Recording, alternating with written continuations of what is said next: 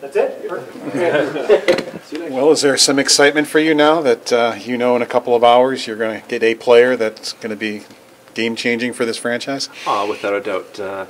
There's always excitement around draft time, but when you have that opportunity to get the first overall pick, it is going to be a great day for our organization. And there's work to be done once the pick is selected, development camps, getting ready for the season.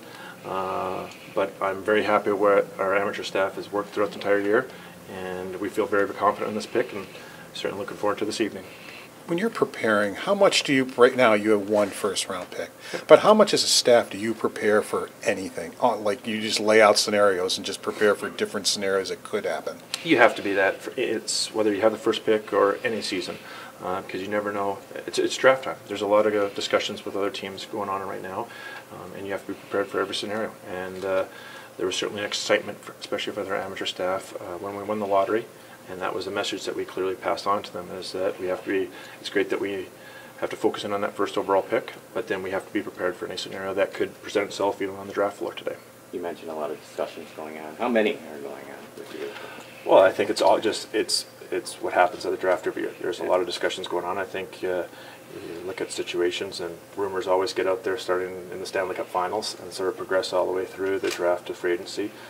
So we've talked about it at the end of the season press conference. We have to make some adjustments to our team. We have to make some changes to improve our group. We're very excited about some of the players that we have within our team, but we're always looking at different scenarios to improve our team. And there's a lot of conversations going on to it. How that, we'll see what materializes over the next couple of days. But as I've said before, sometimes things are just setting things up for future trades too. How different is it for you this year, navigating all this at this time? Well, there's just more of a comfort level right now. You know your team a lot better, and it's just, I'm surrounded with people that I've brought into the organization. Randy Sexton, Steve Greeley as my assistant general managers, and yeah, this is the first time as an amateur staff we're going through a draft, but I really like the effort they've gone through and the conversations we've had on players throughout the draft, and there's certainly excitement from our amateur staff of not only today, but adding some players tomorrow. There's really rumors, of course. The top 10. Pardon me? How much do you want to get back into the top 10? Anyone wants to get into the top 10, and I think you look at this year's draft, that's why I think a lot of teams are excited about their picks, and there's a lot of teams, there's a lot of discussion out there, because I think every year these players just are better prepared for the National Hockey League, and ready prepared to step in right away. And I think there'll be, I don't know what you want to guess, whether 3, 4, 5 players who are going to be playing in the National Hockey League next year, and others that are going to be pushing it. And even a player like last year, we drafted Casey Middlestad at number 8. Certainly wasn't on our team at the start of the year, but he was in a position at the end of the year to go. And it just seems like nowadays, we're drafting young kids, but they're getting ready to step in the NHL at a quicker pace. How much of a long shot and how much reality is there of getting another first-round pick today in your mind? From a standpoint right now, I would say that we're ready to pick number 1 and looking at different scenarios and preparing for number 32 and to see if we can move up from that standpoint. And we've certainly had discussions with other teams. Putting a percentage on that, it's so difficult to say. Jason, we've all written and talked about Robin Leonard's status for weeks. The McKenzie tweet comes out saying you have made your decision on him. I mean, can you confirm that decision's been made, or where does Robin stand? We have made a decision on Robin, and it was a difficult decision.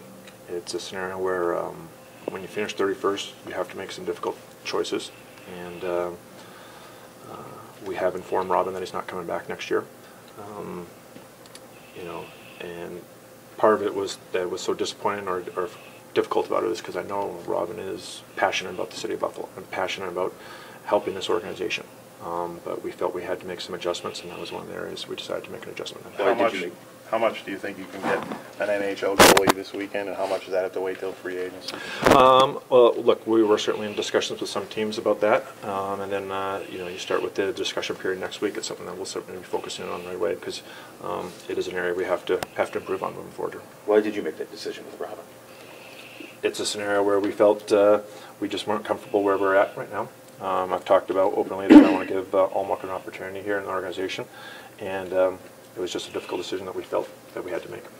Do you think Allmark can be more than about a 30-game guy at this point in his career?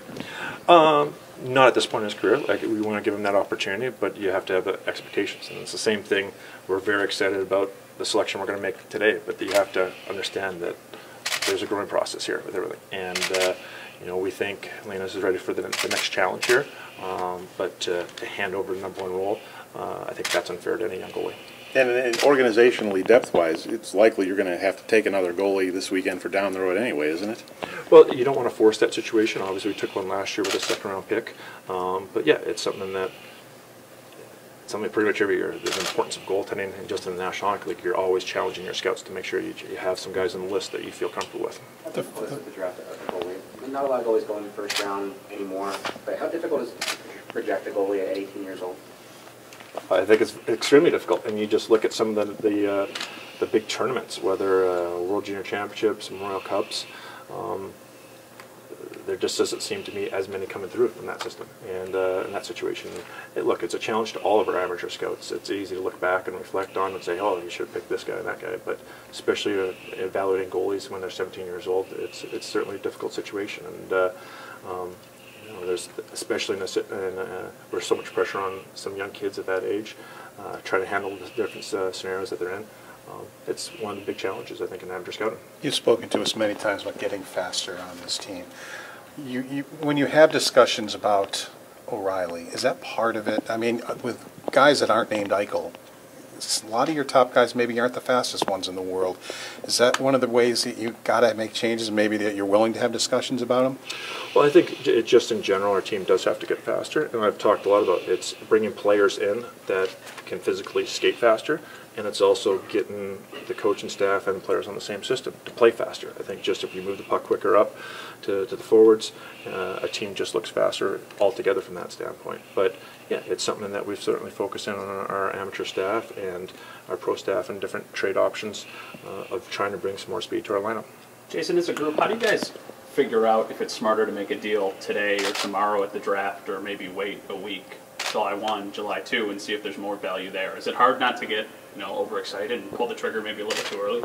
I think that's always a balance you're always looking at. You're looking at the situations. Why we've talked to our amateur staff about being prepared for any scenario, because you don't know when something can present itself. Bottom line is we find a scenario where we feel that's going to help our team and improve our group.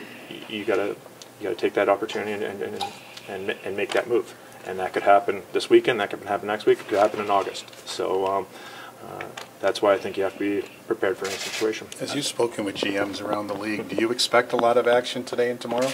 I've given up figuring out that.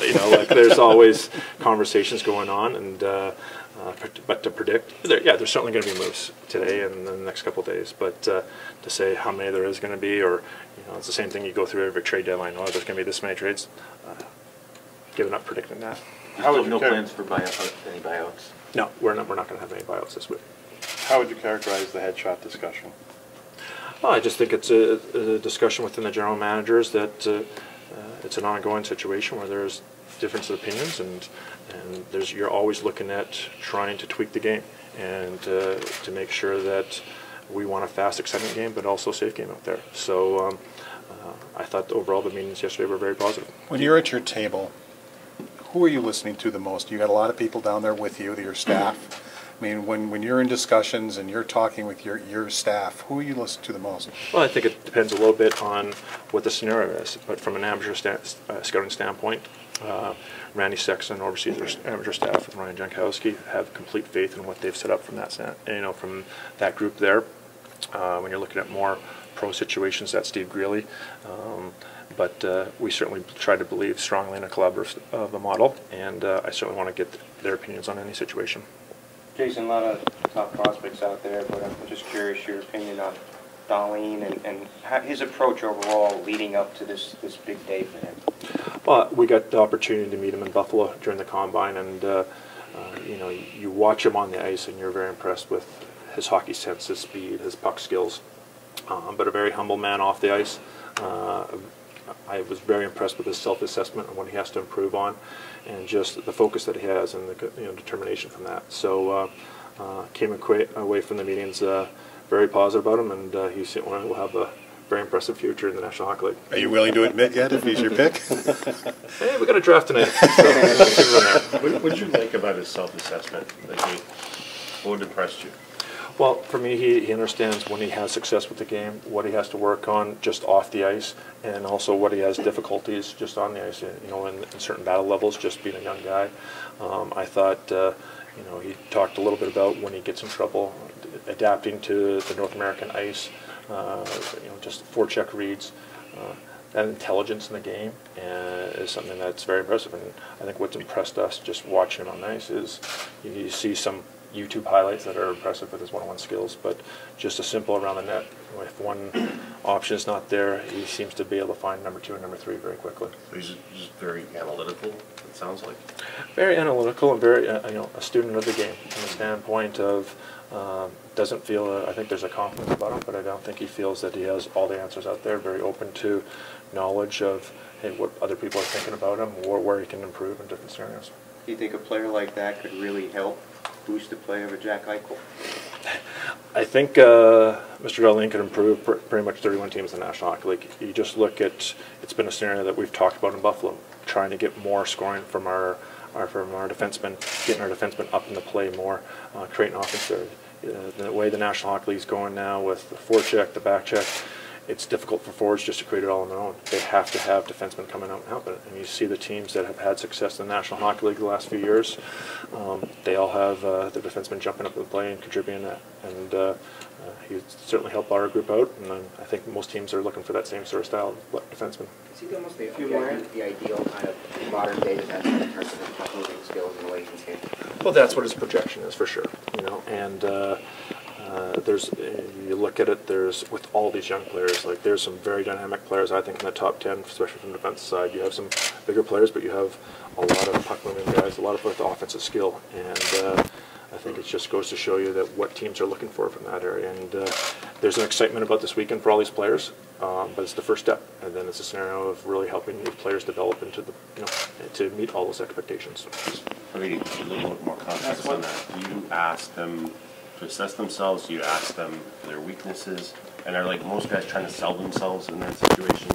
And he's confident enough to give his flaws? Yeah, it's a scenario where we do ask a lot of that through the combine process and through our one-on-one interviews with the guys to make sure that, hey, what we see in the player sort of is in connection with what the player is. And I think a good player is always trying to improve themselves, trying to improve their skills. So you just want to make sure that they're sort of that same assessment and same sort of interaction. So when you're working with that player, you feel this is an area where they have to improve on. They also buy into that. Thanks, everyone.